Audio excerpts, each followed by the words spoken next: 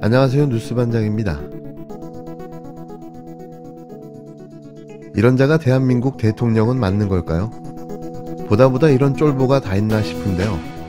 정녕 신년 기자회견조차 생방송으로 진행할 능력조차 안 되는 걸까요? 하기사 써준 대본도 제대로 숙지하지 못해 연신 대본을 보고 읽는 수준으로 대국민 기자회견을 할 수는 없을 텐데요. 국민들과의 직접적인 소통을 피한 게 몇 번째일까요? 자신의 생각을 정리해서 말할 수도 없고 또 정부의 정책과 비전을 설명할 수도 없는 국가 지도자라니 말문이 막히는데요. 자신도 아는 겁니다. 자신이 입을 여는 순간 지지율은 폭락하게 되고 총선은 참패로 끝나게 될 거라는 사실을 말이죠. 윤석열 대통령이 오는 7일 땡볕 뉴스로 전략한 한국방송 KBS와의 대담 형식으로 대국민 메시지를 읽기로 했습니다. 대통령실 고위 관계자는 1일 윤 대통령이 다음 주 설 연휴 전에 한국방송과 특별 대담을 하는 게 유력하다고 말했는데요. 윤 대통령의 대담은 오는 4일 녹화해 설 연휴 이틀 전인 7일 방송될 예정입니다. 설 연휴 밥상 민심을 노려보겠다는 꼼수인데요. 과연 시청률이 몇 %나 나올까요? 정말 하는 짓마다 진상입니다.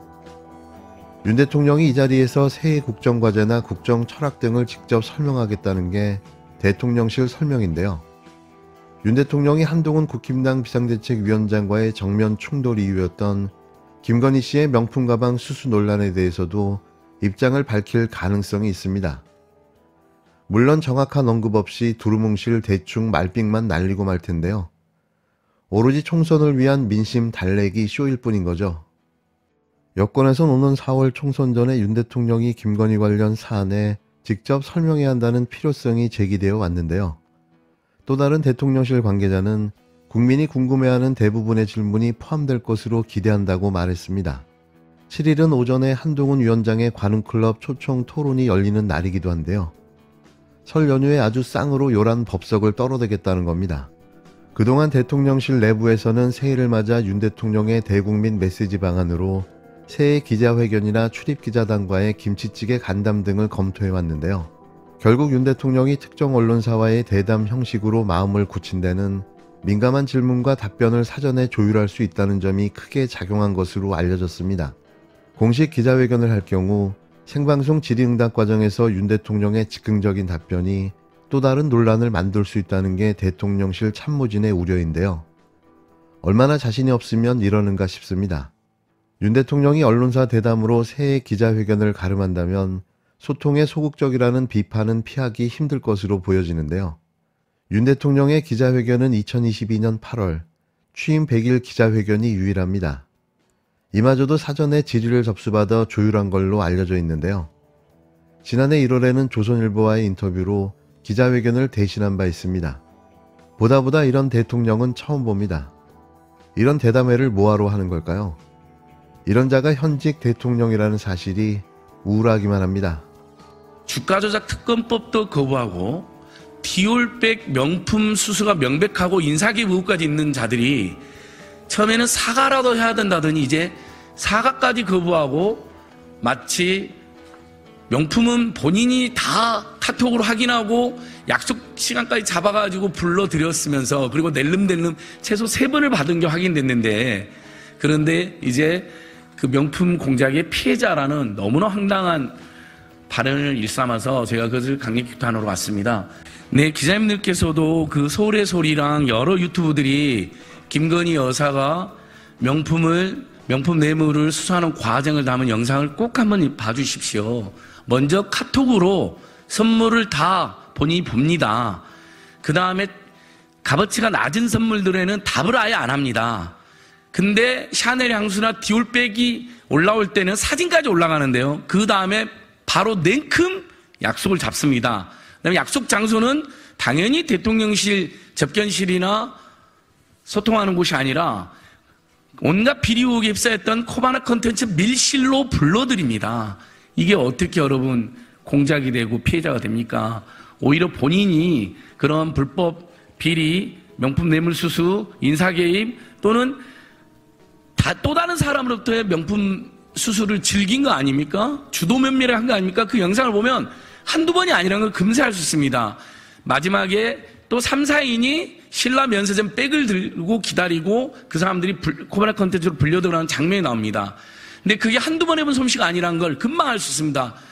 여러 번 코바나 컨텐츠 직원들을 용산 집무실 직원으로 데리고 와서 그 일을 지금 옆에 두고 시키고 있는 것입니다.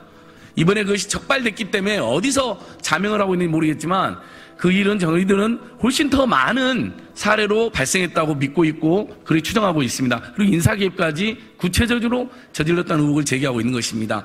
김건희 여사 명품백 뇌물수수 의혹은 명백한 영상이 남아있는데도 소위 사과로 퉁치려고 합니다. 이게 수사받을 사안인지 사과할 사안인지 국민은 다 아는 사실인데도 말입니다. 당내에서 김건희 여사 이름을 언급하자 그 입을 틀어막고 말도 못하게 하고 있는 게 현 실정입니다. 심지어 초대받고 검문 검색까지 한 만남을 검찰은 주거 침입 수사에 착수한다고 합니다. 제발 국민을 돌아보십시오. 국민은 지금 삶의 현장에서 처절한 힘든 싸움을 하고 있습니다.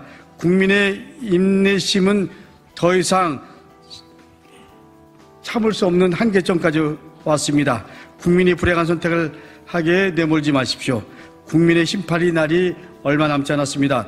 윤석열 대통령께 다시 한번 간곡히 말합니다. 국민을 바라보고 국민을 위한 정치를 하시기를 요구합니다. 아니 경고합니다. 절에 보낸 대통령 설 선물에 하느님 감사합니다라는 문구가 들어가 있었습니다. 지난 2022년 윤석열 대통령의 이름으로 농민에게 전달된 연말 선물은 죄다 중국, 미국산 농산물인 것으로 확인되며 한바탕 논란이 일었는데요. 이에 고의로 농민들을 모독한 것이 아니냐는 구설수를 낳기도 했습니다. 과거 황교안 전 미래통합당 대표가 설 선물로 불교계에 육포를 보냈다 개망신을 당했던 일들이 오버랩되는데요. 참 어이없는 정권의 명절 선물 논란이 끊임이 없습니다. 얼마나 국민들과 시민단체, 종교단체 등을 우습게 봤길래 이런 일이 매번 반복되는 걸까요? 진정성도 성의도 1도 없습니다. 윤석열 대통령이 2024년 설날을 맞아 각계각층에 보낸 명절 선물에 교회와 성당, 묵주를 둔 여인 등이 그려진 포장재가 사용돼 불교계가 반발했는데요. 대통령실에선 이관섭 비서실장과 황상무 시민사회수석이 부랴부랴 조계종을 찾아 사과의 뜻을 전했습니다. 대통령실 관계자는 1일 서울 용산 대통령실에서 기자들과 만나 이번 논란에 대해 선물 그림은 특정 종교를 옹호하거나 할 의도는 없었다며 질병으로 아파했던 한센인들을 응원하고 소록도가 치유의 섬으로 바뀌기를 바라는 마음을 담아서 선물 포장에 한센인 그림을 담았던 것이라고 말했습니다. 앞서 대통령실은 전날 보도자료를 내고 국가와 사회 발전을 위해 헌신한 각계원로, 재봉영웅, 유가족 및 사회적 배려계층 등 각계 인사들에게 전통주 명절 선물과 대통령의 손글씨 메시지 카드를 전달할 계획이라며 설 선물 전달 사실을 알렸는데요. 설 선물 세트에는 차례용 백일주, 유자청, 잣, 소고기 육포가 담겼는데 불교계를 위해서는 백일주와 소고기 육포를 대신해 아카시아 꿀과 표고체가 전달될 예정이라는 점도 밝혔습니다. 문제는 포장지에 그려진 국립소록도병원 입원 환자들의 미술 작품이었는데요. 묵주를 둔 여인, 교회, 성당의 모습을 담은 그림이었기 때문입니다. 그냥 아무런 생각이 없는 거죠. 절에 십자가를 보낸 것과 다를 바가 없는데요.